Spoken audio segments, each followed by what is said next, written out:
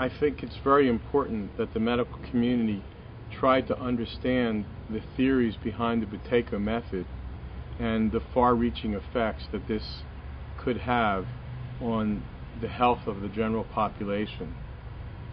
The Buteyko method theory basically involves the concept of chronic hyperventilation creating a persistently alkalotic state. It is the presence of a low carbon dioxide level in the lung which then causes the body's pH to go up.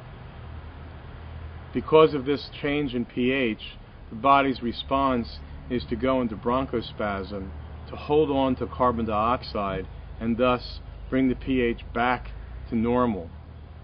This pH change in chronic hyperventilation has far-reaching effects on the kidneys because the kidneys are called upon to try to constantly correct this pH.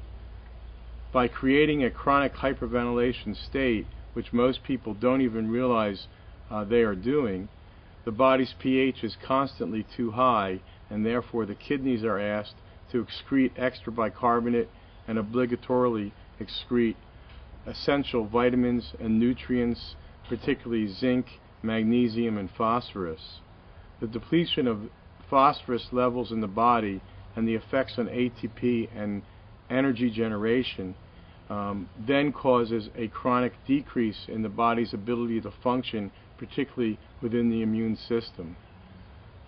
Correcting the first step in this process, that is the hyperventilation, gives the body the ability to correct everything else and brings everything back into balance.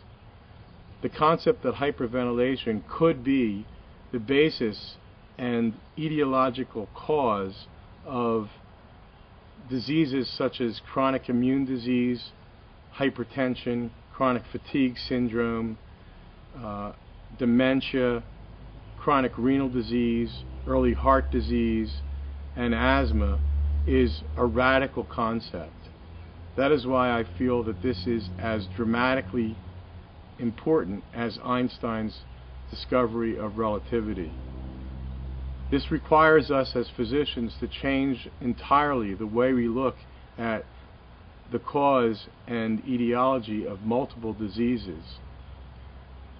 Although this seems to be a radical concept, the problem that we have is that it works. If it works, we have to explain it.